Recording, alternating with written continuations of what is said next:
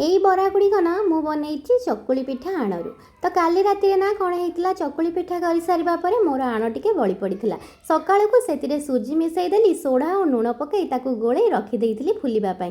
तापर सुजी गुड़िक भल भाव में फुलीगला से आलू कोरी देकर पकई कटा होता पियाज कंचा लंका भूसंग पत्र टिके जीरा तापर लंका गुंड जुआणी पकईदे से जीरा लंका गुंड पकईदेली।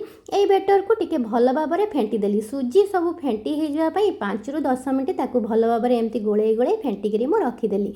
तापर एपटे तेल को गरम करिया को बसईदेली। तेल गरम हो एमती गोल गोल सेप्र बरा सेप्र तेल रे मु पकईदेली। एगुड़िक ना पूरा लाल होगा जाए छाणीदेवे। पूरा लाल हो गला यहाँ पूरा क्रिस्पी लगे और आर टेस्ट भी बहुत बढ़िया लगे। चकुली आण टिके रहीगला टिके खटा आसी था एमती सुजी पकई देकी एमती बरा छाणीदेले से खटा भी लगे बहुत क्रिस्पी लगी था और बहुत यमी भी लगी था। ता सांग को दहीर चटनी कर सकाल नास्तार यहाँ खाइबा बहुत बढ़िया लगी।